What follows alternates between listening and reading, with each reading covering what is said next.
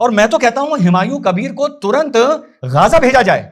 ये वहां जाके सबको समझाएगा कि भैया गाजा भी कहीं और बना लो।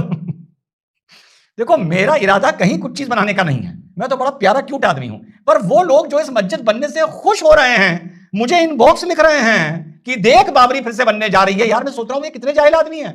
और जो लोग इसका विरोध कर रहे हैं, मैं उनको भी देख के सोच रहा हूं यार ये कितने मूर्ख आदमी हैं, क्योंकि ये तो बड़ा खूबसूरत सोल्यूशन है।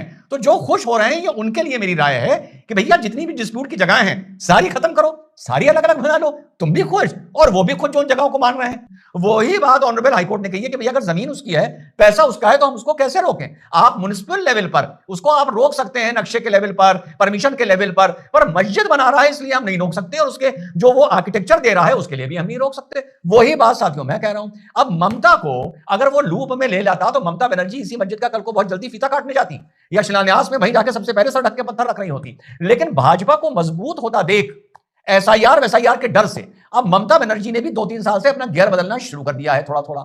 अब उसी गियर के बीच में जहां तक मेरा इनपुट है कि हुमायूं कबीर को चने के झाड़ पर चढ़ाया है संभवतः एमआईएम ने।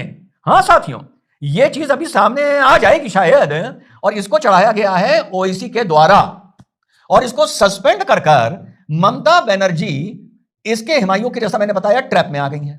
अब क्योंकि बंगाल में जब बिहार के पिछली बार जीतने के बाद 2021 में जब ओवैसी बंगाल लड़ने पहुंचा था, ये सोच के कि बिहार की तरफ से कुछ रिस्पांस मिल जाएगा, तो वहां पर बड़ी उसकी फजीयत हुई थी, राजनीतिक नजरिए से उसका बड़ा भयंकर मुकाबला हुआ था। अब वो चाह रहा है कि वहां पर भी कुछ अपना मैं फुटहोल्ड बंगाल में बना लूं, जो वो पिछली बार नहीं बना पाया था।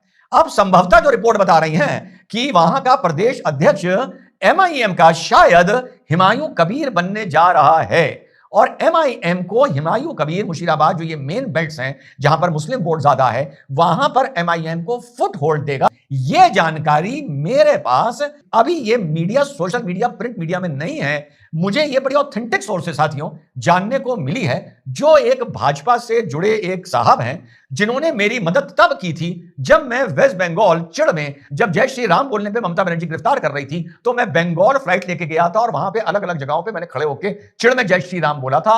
वो बात बहुत से पुराने लोगों को पता है। तो उस टाइम जिन्होंने मेरी थोड़ी मदद की थी, उनका नंबर मेरे पास था, तो उन्होंने मुझे ये चौंका देने वाली साथियों बात बताई। और ममता का जो व्यवहार है, जो रिएक्शन है, या जो नर्वसनेस है, ये साफ साफ बता रही है कि ममता को ये नजर आ रहा है कि हुमायूं कबीर अब अपनी दुकान लगा रहा था। अब हुमायूं कबीर ये काम कॉमन सेंस से जोड़िए, कांग्रेस भी जितना पैन इंडिया प्रेजेंस रखती है, जितना भी रखती है, वो इसके थ्रू नहीं करवाएगी, सीपीआईएम भी नहीं करवाएगी। इसको ये आइडिया दिया गया और हवा दे दी इसे एमआईएम ने कि तुम घबराओ मत, अगर कुछ ऐसा होता है तो हम तुम्हें एक पॉलिटिकल बेस देंगे, एक पार्टी का बेस देंगे, और तुम हमें बंगाल में एक फुटहोल्ड दोगे, एक बेस दोगे।